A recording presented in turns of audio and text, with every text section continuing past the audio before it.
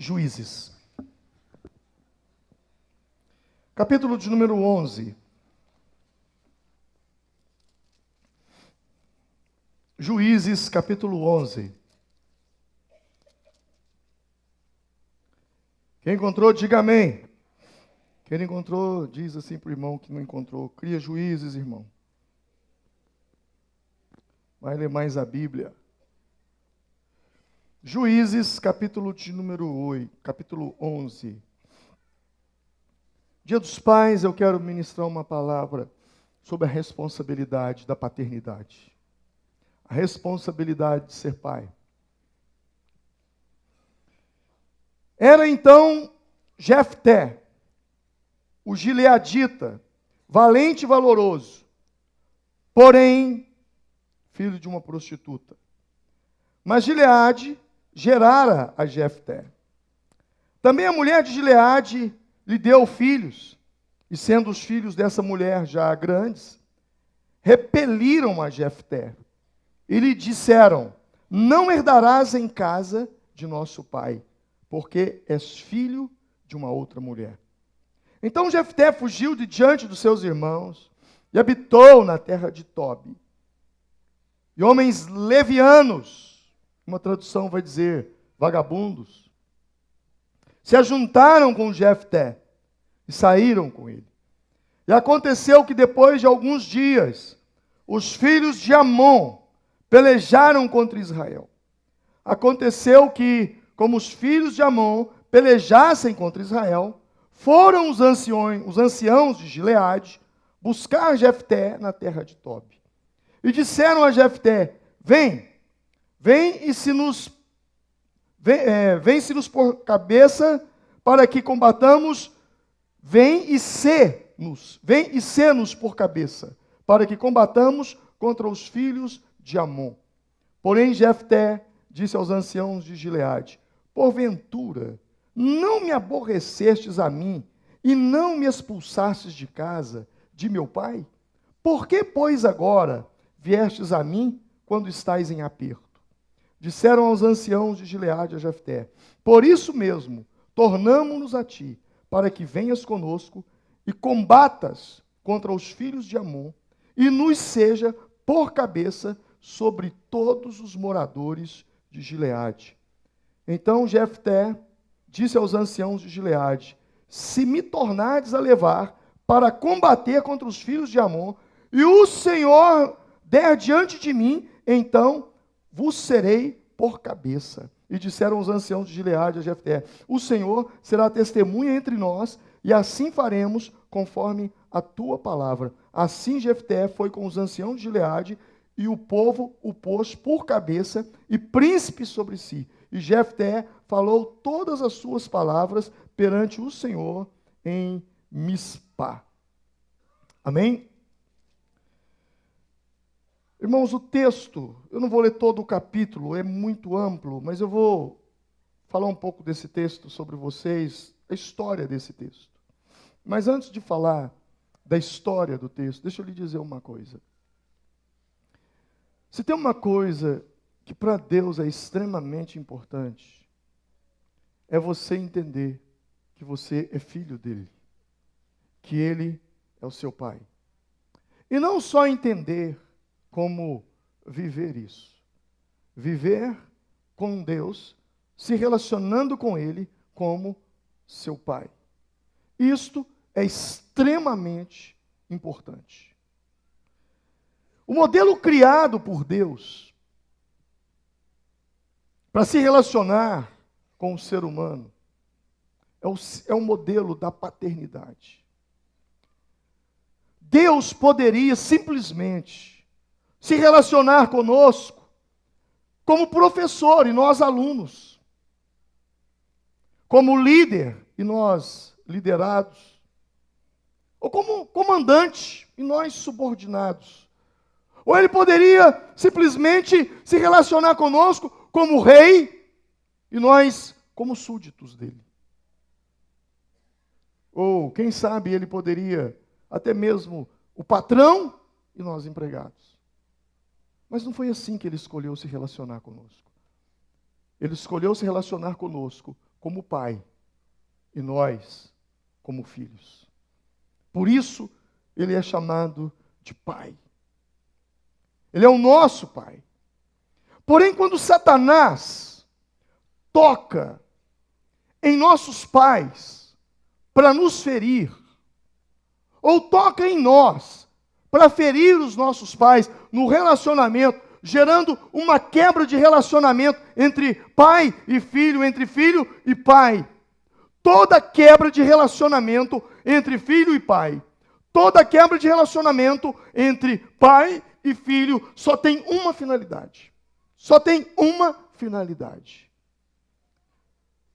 Ao gerar uma quebra de relacionamento entre pai e filho aqui na terra, o objetivo é gerar uma quebra de relacionamento entre você e Deus. Porque quem não consegue se relacionar bem com o pai aqui na terra, terá dificuldades de se relacionar com o pai que está nos céus. Eu desafio você a passar a observar uma coisa a partir de hoje. Todas as pessoas que alguma vez lhe disseram, ou daqui para frente, venham lhe dizer que são ateus. Eu não creio em Deus, eu sou ateu. Quando você ouvir alguém dizer isso, pesquise a vida dessa pessoa. E se de fato ela fala aquilo de verdade, você vai observar que existe uma quebra de relacionamento entre ela e o pai dela. Grande parte dos ateus não creem em Deus, porque eles não creem em pai. Você compreende isso? Eles não acreditam em paternidade. Eles foram feridos no relacionamento. Alguma coisa aconteceu entre pai e filho. Eles não souberam, ou eles não tiveram a oportunidade de conviver com o pai, de experimentar o que de fato é ter um pai que de fato é pai. Tais pessoas têm dificuldade de se relacionar com Deus. Pessoas que foram violentadas por pai. Pessoas que foram espancadas por pai. Elas até aceitam a Jesus. Elas até chegam a batizar e até vêm para a igreja. Mas elas têm uma grande dificuldade de ver Deus como pai. Elas veem Deus como Deus. Elas não conseguem ver Deus como pai. Elas não conseguem. Quando você apresenta Deus para elas, elas querem Deus. Mas quando você fala, é o teu pai, essa palavra pai, arremete a uma cena de estupro, a uma cena de pancadarias, a uma cena de violência, e que na mesma hora quebra o relacionamento dela com o pai. É muito comum nós vermos pessoas no meio cristão se relacionando com Deus como Deus e não como pai. Muita gente caminha dentro da igreja com histórico de ferida causada pelos seus pais, produzidas por Satanás, para destruir comportamento de filho e pai na terra, mas na verdade o objetivo é os filhos da terra com o pai do céu. Se nós imaginássemos, vamos dar uma cor para a maldição. Maldição. Vamos imaginar que a maldição é uma coisa cinza. Amém? Imaginar que a maldição é uma coisa cinza. Cinza. Vamos dar essa cor para a maldição. Cinza. Cinza. Uma cor sem vida. Se nós andássemos nas ruas dessa cidade, nós veríamos muitas ruas cinza, sim ou não? Esse estado, essa nação, ela estaria toda cinza. Muito cinza. O Brasil, cujas cores são verde e amarelo, nós veríamos muito cinza. Sim ou não? Por que eu estou falando isso? Para te levar a um raciocínio. Malaquias, capítulo 4, versículo 6, diz assim: e ele converterá o coração dos pais aos filhos e o coração dos filhos a seus pais, para que eu não venha e fira a terra com maldição. O que gera maldição é quebra de relacionamento entre pai e filho. Quanto mais quebra de relacionamento houver entre pai e filho em uma família, mais maldição cairá sobre aquela casa. Malaquias diz muito claro: quebra de relacionamento entre pais e filhos geram maldições. Eu quero quebrar, tem uma maldição na minha casa. Quer quebrar a maldição? Conserta pai e filho. Pastor, tem uma família ali que está debaixo de maldição. Trabalha o arrependimento entre pai e filho, a maldição cessa. Se nós vemos toda a nação cinza, coberta de maldição, é porque nós vemos muitas casas com quebras de relacionamento entre pai e filho. Ora, o filho está errado, ora, o pai está errado.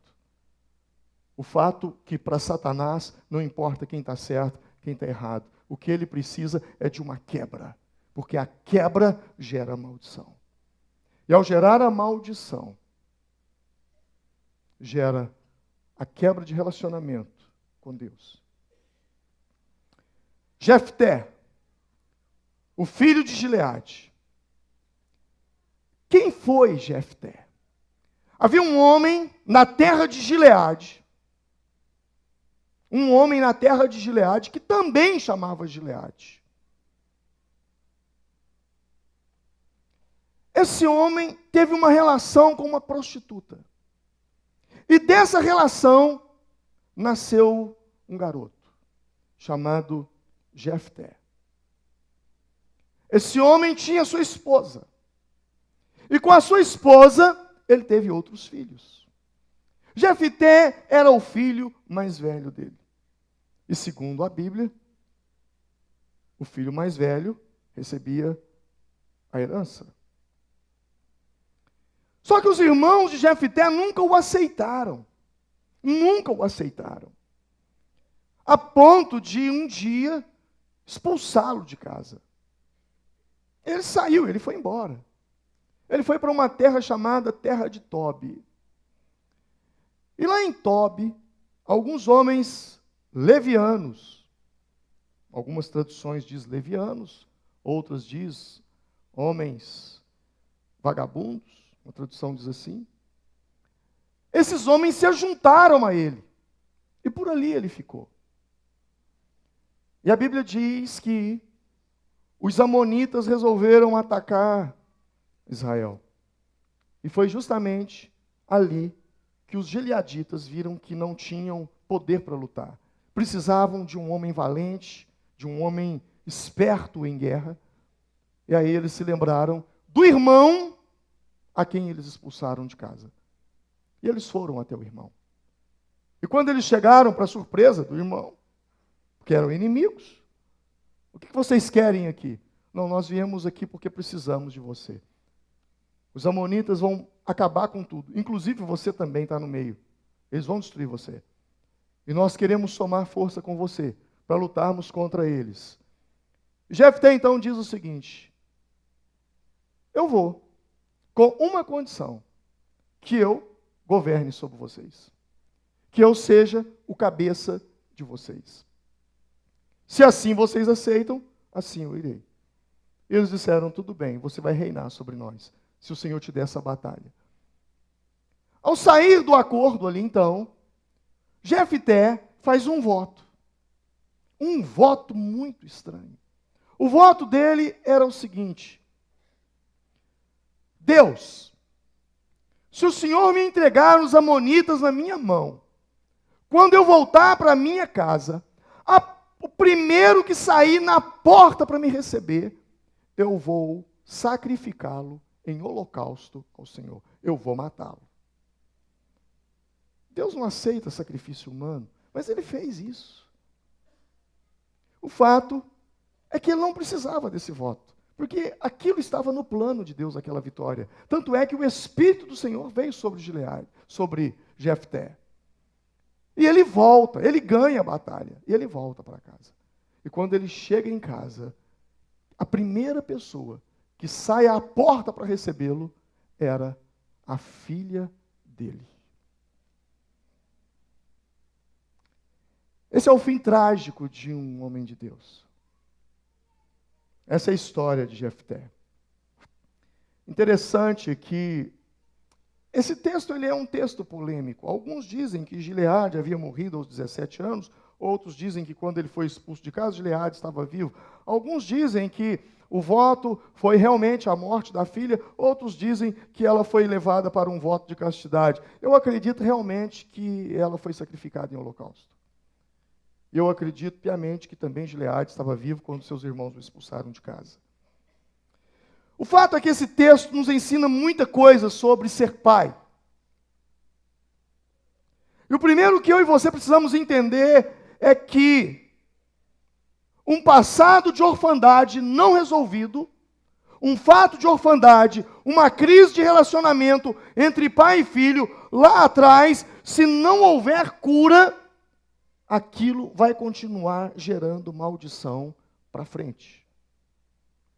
Avós cometeram, filhos herdarão a recompensa do erro deles. As consequências virão. Os filhos não são responsáveis não são culpados pelo pecado dos pais, mas eles sofrem a consequência. A consequência vem. Esse era o caso de Jefté. Ele tinha um problema com o pai. O pai e os seus irmãos não o aceitavam.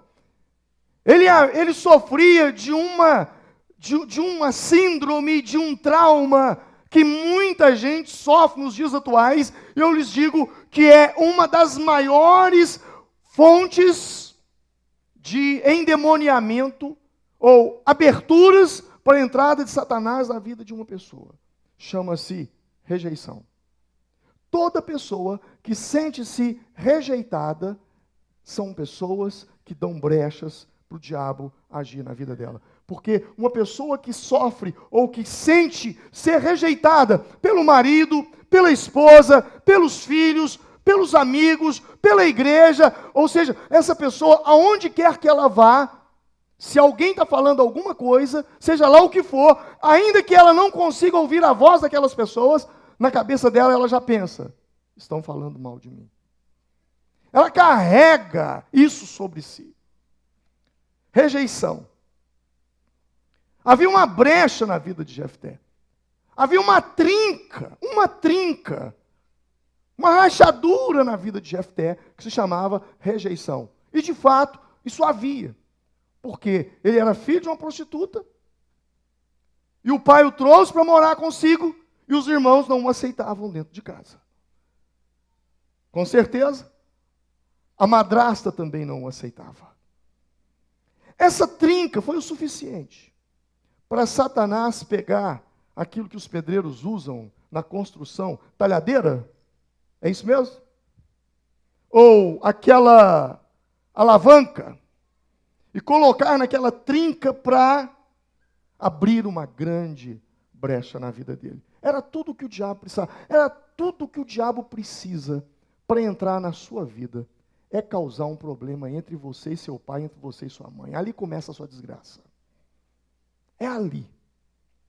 Se não houver arrependimento, se não houver cura, a situação vai se agravar, se agravar, se agravar a ponto que você não vai conseguir mais lidar com isso.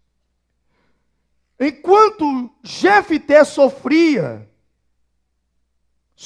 de rejeição, o pai sofria de culpa. Um carregava um trauma de rejeição e o outro carregava o trauma de culpa. Porque todas as vezes que os filhos brigavam com Jefté, o pai pensava, a culpa é minha. Fui eu que causei isso. E ao pensar assim, a culpa é minha, Jefté do outro lado sentia, eles não me querem aqui. Já passou da hora de eu ir embora. Era assim o tempo todo. O tempo todo. E havia uma brecha de rejeição. E foi justamente ali que Satanás entrou. Ele foi expulso de casa pelos irmãos, foi separado de seu pai. Da mesma forma que um espírito, o diabo, entrou na vida de Jefté e de Gileade para destruir relacionamento de pai e filho, Esse mesmo demônio agora atua na vida de Jefté, causando uma separação entre ele e a filha dele, que ele ia sacrificar como holocausto. Você está vendo como é que o diabo anda? É por isso que você vai ver casos na sua família que o seu bisavô fez, seu avô fez, seus pais fizeram, e se você não quebrar a maldição, você também vai fazer. Vem repetindo, geração em geração, conforme diz Êxodo, capítulo de número 20.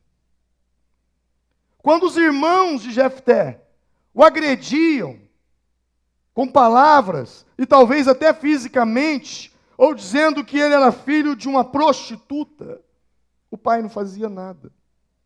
O pai deixava aquilo acontecer. Quando os anciãos expulsaram ele da cidade, o pai se omitiu, não fez nada. Por outro lado, alguém dizia, e a mãe?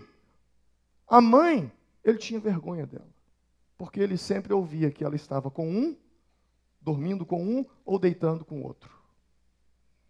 Então esse rapaz, ele sai, ele vai embora. De vergonha, ele some. Ele vai embora por causa dessa situação.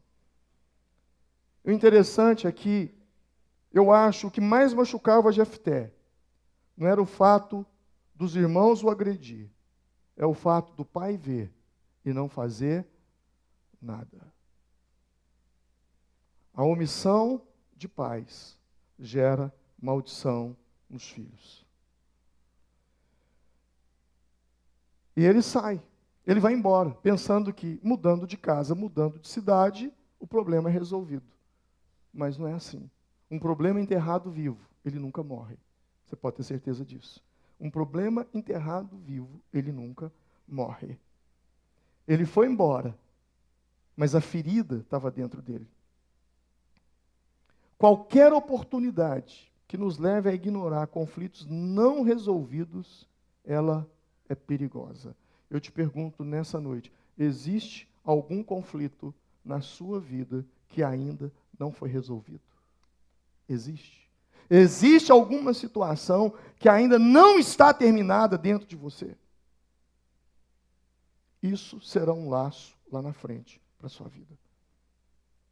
Se você não resolver isso, aonde quer que você vá, o problema irá com você. Aquele povo não gostava dele, só o procuraram por interesse. E ele, muito menos, gostava deles. E ali, de repente, agora eles se encontram. Só que antes de aceitar o convite, ele precisava fazer uma coisa, resolver um problema. Ele precisava sentar com seus irmãos e falar, olha, vamos resolver uma coisa aqui. A vida toda foi assim, assim, assim, assim, assim, assim. Vamos resolver. Vamos colocar as coisas às claras. Vamos abrir o jogo aqui agora. Fala o que você tem que falar, que eu também vou falar o que eu tenho que falar, e depois nós consertamos essa situação. Mas nós vamos resolver isso aqui agora. Ele não fez isso. Ele fez de conta que nada estava acontecendo. E eles também fizeram que nada estava acontecendo. Você conhece gente que faz assim? Você também alguma vez na vida já fez assim? Isso é perigoso. Porque mais cedo ou mais tarde, isso vai vir à tona. E não deu outra. Ele então age com eles, não, eu vou com vocês, não tem problema, mas com uma condição, eu vou governar contra vocês. Eu vou governar. Assim que eu ganhar a batalha, eu vou ser o rei, eu vou ser o governador de vocês. E eles toparam. Por que ele queria governar sobre os irmãos? Por uma causa. Promover a vingança de tudo que eles haviam feito com ele. Segunda causa. Ele queria pegar a herança do pai. Porque agora, expulso ele não tinha direito mais. Uma das coisas mais importantes na vida, além daquilo que você faz, é aquilo que te leva a fazer. A motivação. A motivação que nos leva a fazer qualquer coisa. Que motivação levou Jefté a isso? Existem muitos problemas que eu e você vamos morrer sem conseguir resolvê-los.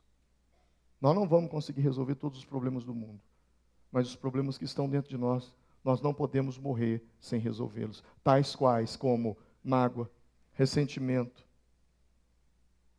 culpa, rejeição, inferioridade. Nós não podemos. Isso aí nós somos obrigados a resolver isso. O que me chama a atenção também nesse texto, que não é o lugar que faz a pessoa, é a pessoa que faz o lugar. Jefté morava em Gileade. Gileade é a terra da saúde, do bálsamo de Gileade. As pessoas iam a Gileade por cura, porque havia um bálsamo ali que curava.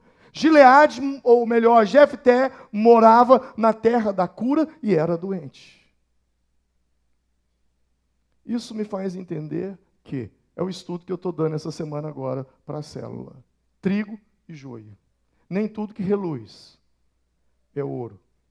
Nem todo mundo que anda com a Bíblia na mão e te diz, graça e paz, paz do Senhor, de fato é um cristão autêntico.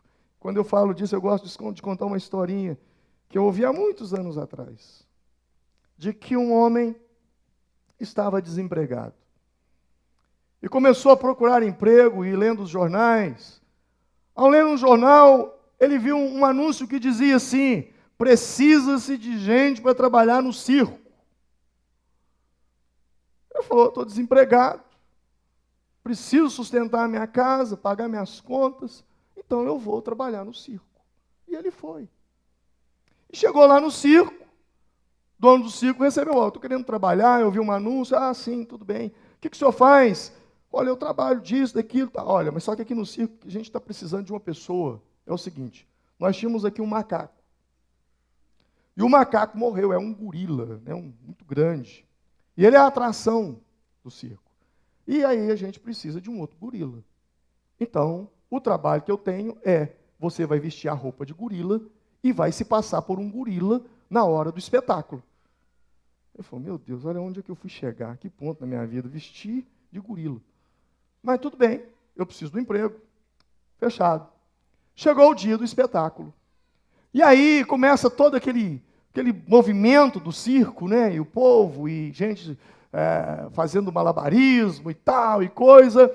E aí chegou o momento, agora vamos apresentar. É Maguila que chama aquele gorila, né? Maguila? Bom, Maguila é um lutador também, né? Isso aqui é. King Kong. Por que eu falei Maguila? King Kong. É King Kong, Totonho. Você está aí, você é da época do Maguila, você não me fala nada? Então, vamos ver agora o King Kong. E o King Kong sai numa gangorra daquela lá, numa corda, e vai pular na outra, e o povo, daí a pouco ele erra a corda e cai na jaula do leão. Você já está imaginando, né? E o leão, então, vem com tudo para cima do King Kong. E ele diz, para, eu não sou gorila, eu sou gente. E o leão fala, cala a boca, senão nós dois estamos desempregados. Sabe, esse caso me faz lembrar muitas vezes na igreja. Pastor, eu estou orando, sabe, eu quero casar. E eu vejo o irmão, olha, eu quero um irmão fogo puro. Cuidado com o fogo puro, porque ele pode te queimar uma hora. Não, pastor, eu estou aqui porque eu estou em busca de uma gata. Você vai sair arranhado. Sabe, às vezes nós vamos muito pela aparência. Muito pela aparência. Eu não sei nem por que eu estou falando isso. Sim, lembrei. Na idade não, irmãos, é muita coisa para fazer. Sabe, o que acontece é que, embora ele estivesse na terra da cura, ele era um homem ferido, ele era um homem machucado. O bálsamo de Gileade poderia curar Israel todo, mas ele não. É o fato de pessoas que estão aqui, que me ouvem todos os domingos, participam de uma célula, mas até hoje não se deixaram penetrar pela palavra, não se deixaram tocar pelo Espírito, não se aprofundam, vivem uma vida superficial. É aquilo. Tem gente que quando viu esse povo vindo aqui, fala, que negócio é esse? O que é esse negócio de Gideão? O que é isso, gente? Não sabe. E está aqui. Tá, mas não está. Talvez é o gorila do circo. O fato. Eu me lembro de uma palavra de Joyce Meyer, e eu jamais vou esquecer. O fato de você dormir ou morar dentro de uma garagem não fará de você um carro. Você pode dormir 10 anos dentro de uma garagem, você não se transformará em um carro.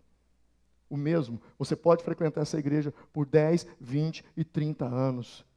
Se você não tomar uma postura de vida, você não será um cristão autêntico. Era o caso de Jefté, morava na terra de Gileade, mas não era a terra da cura e não era curado. Esse homem tinha feridas internas, e o que eu entendo é que, ou seja, que a vitória externa procede primeiramente das vitórias internas. Porque se você é uma pessoa totalmente machucada e ferida por dentro, você pode ter muitas vitórias aqui do lado de fora, mas você ganha com a mão e perde com a outra. Você ri e ao mesmo tempo você começa a chorar. Você vive o céu e ao mesmo tempo você vive o inferno. Não há um equilíbrio na sua vida. Do jeito que ganha, perde. Então o que eu vou fazer? Vou fugir. Foi o que ele fez. Só que a fuga, ela só retarda o processo da cura da parte de Deus. Ninguém é curado fugindo. Ninguém. Ninguém é curado se omitindo. Ninguém.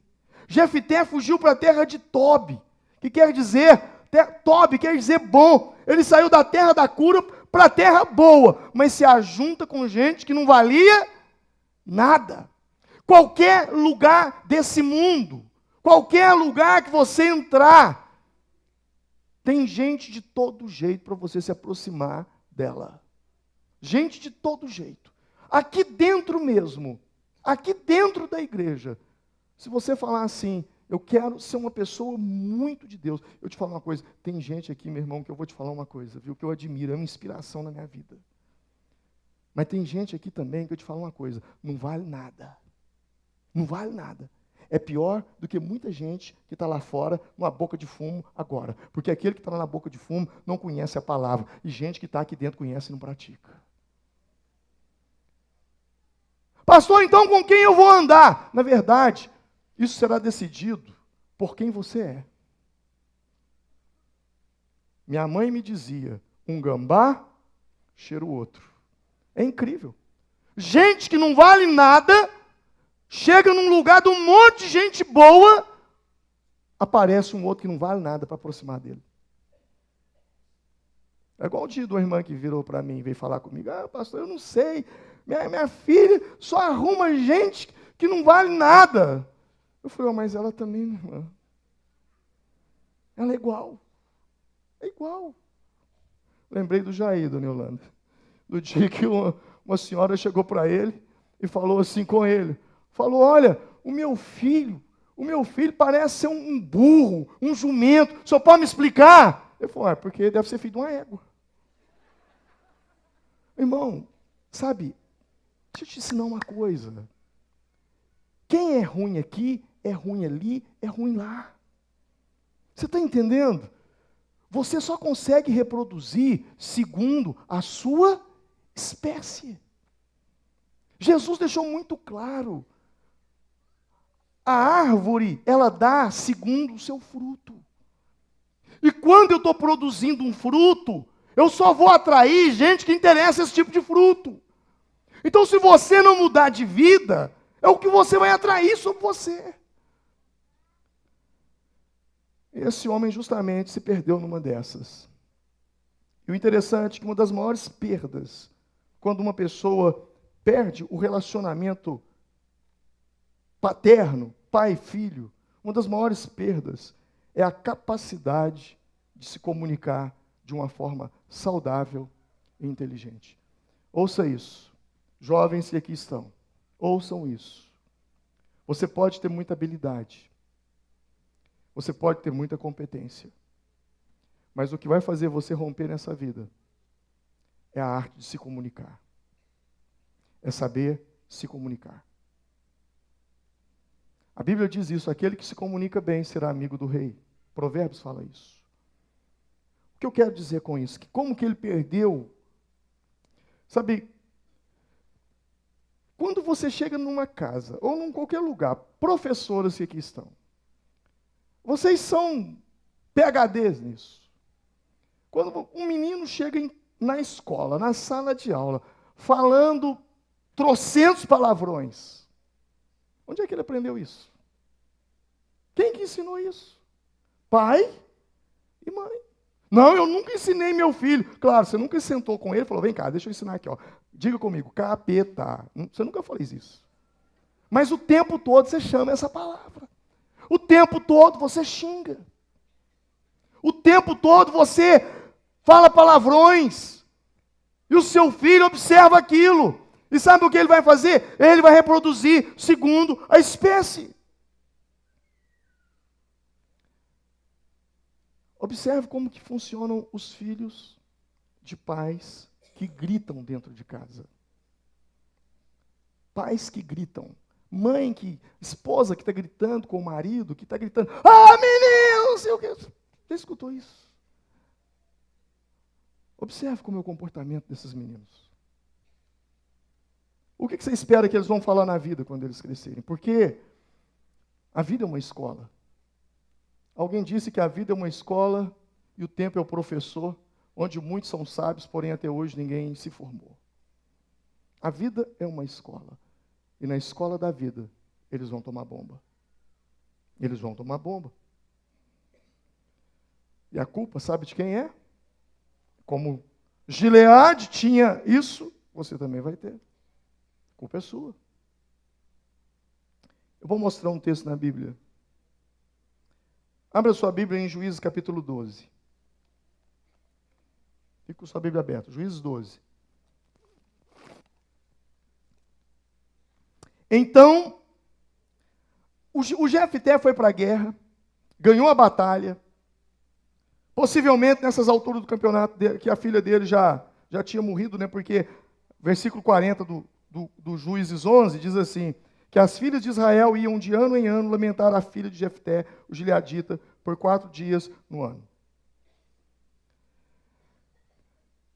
Esse homem agora está num determinado lugar. Então se convocaram os homens de Efraim, uma outra tribo, que era da tribo de Gileade, agora vem os efraimitas, passaram para o norte e disseram a Jefté, por que passaste a combater contra os filhos de Amon e não nos chamaste para ir contigo?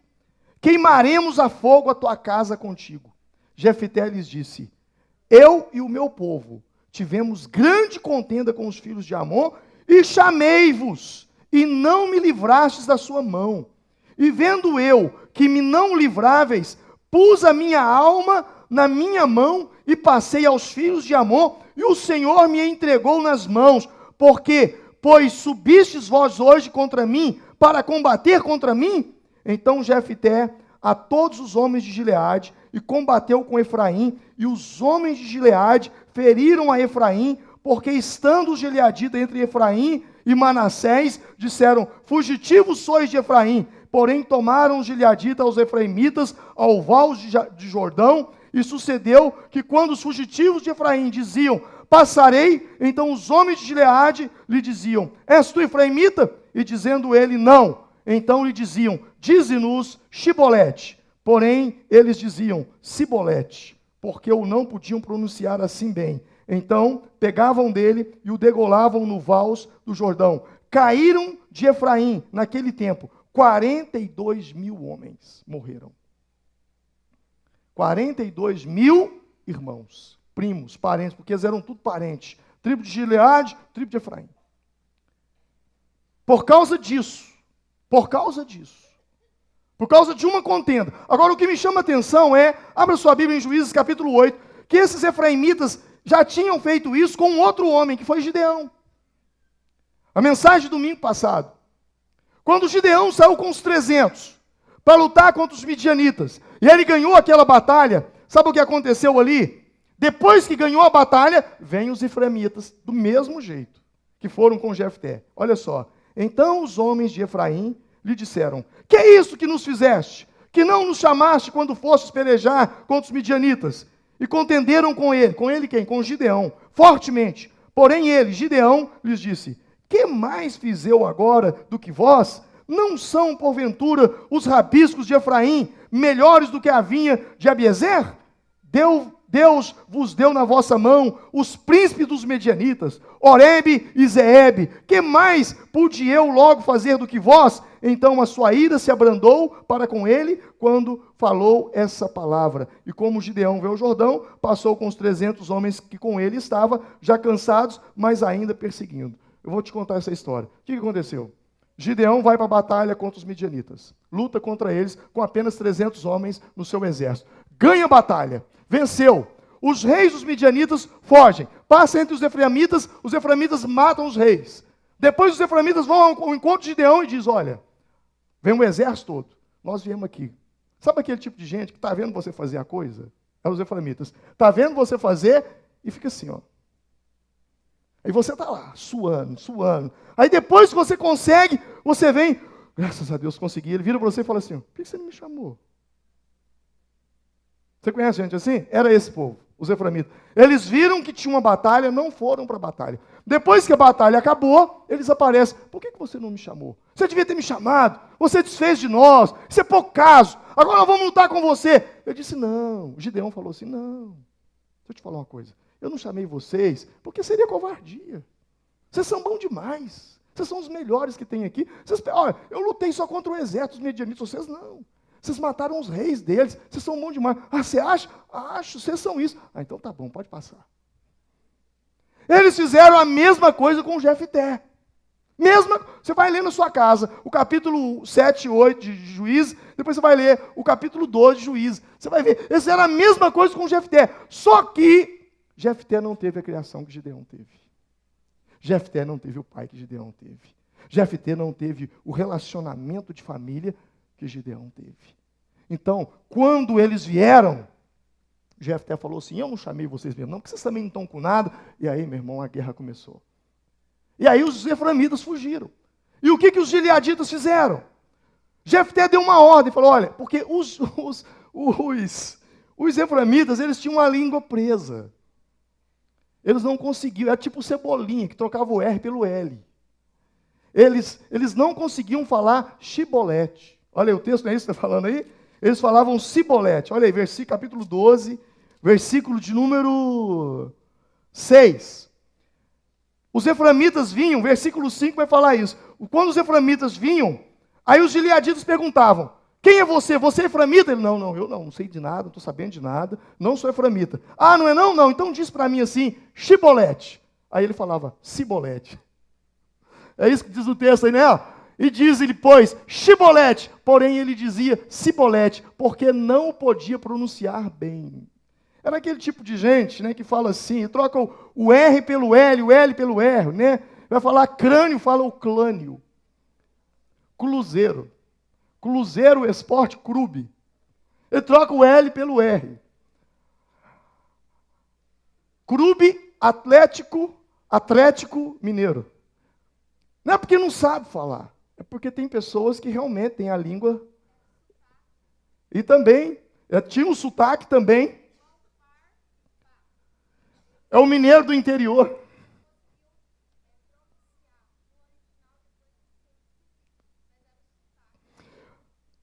Presta atenção nisso.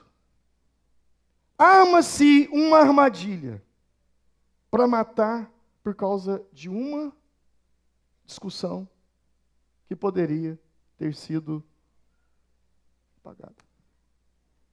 Quantos problemas você está sofrendo hoje? Se naquele dia daquela discussão você tivesse agido de uma forma diferente.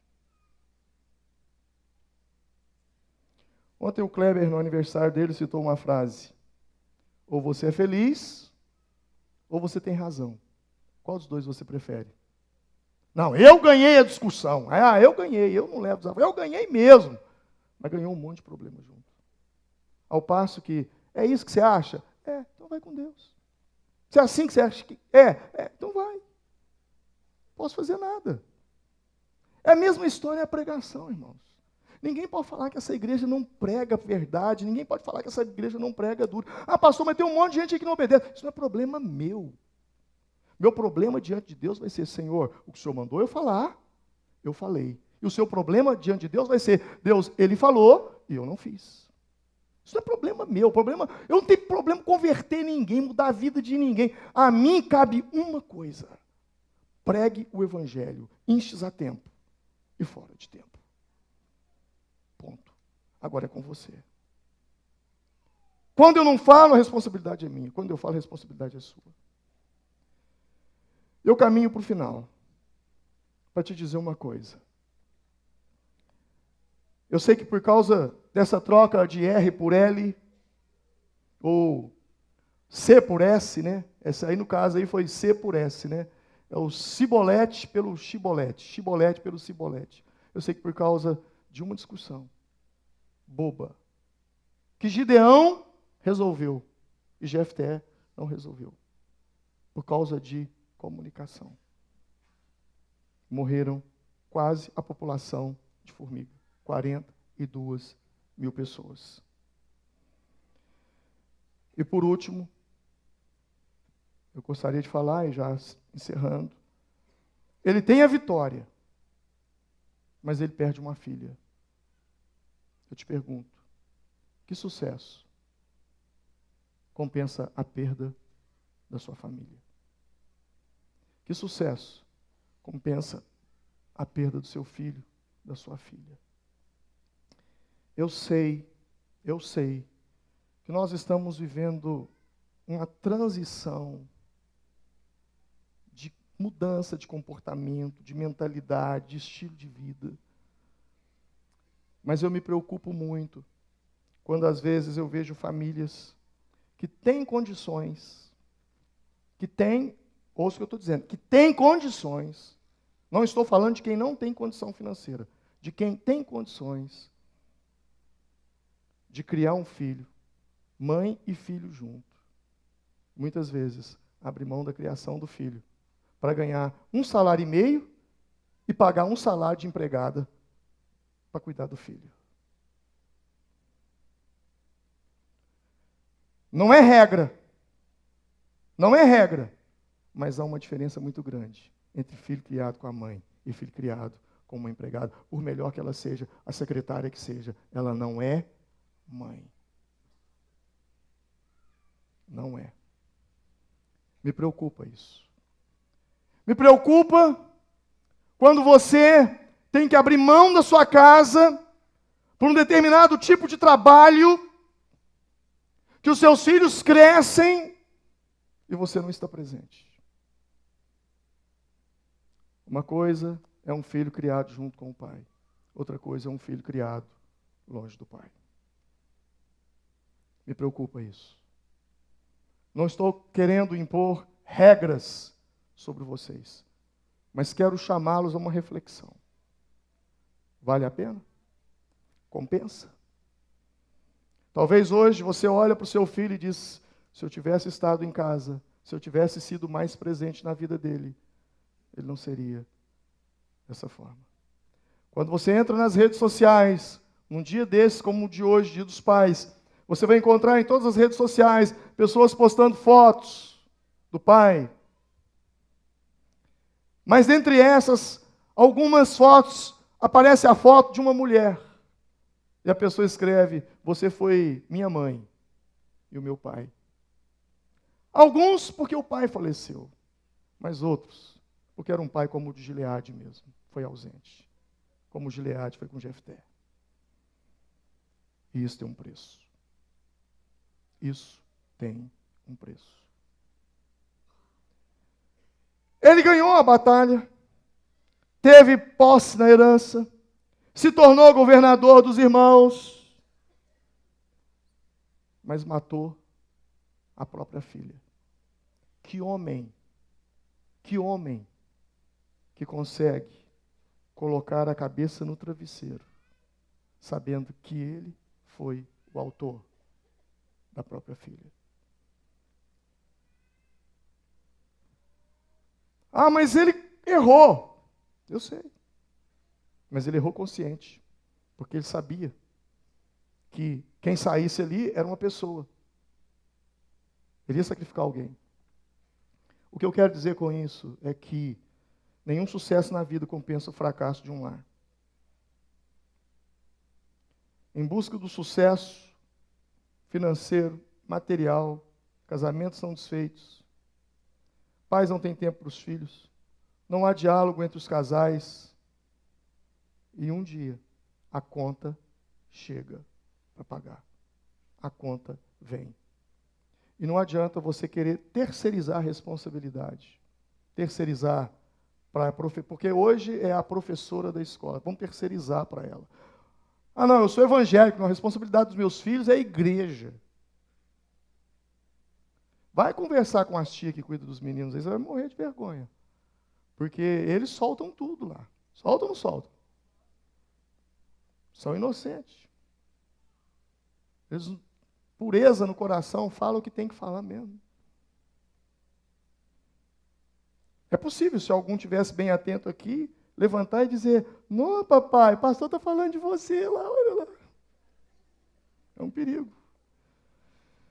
É aquela história, né, da irmã que ficou viúva, o marido era presbítero da igreja, o pastor achou por bem velá-lo no culto, fizeram um culto, a viúva sentou do lado do caixão e chorando, e vinha um irmão, esse irmão era uma bênção, pai de família exemplar, um homem de Deus, vinha outro, esse homem é o melhor homem do mundo, nunca vi um homem, esse homem é uma inspiração.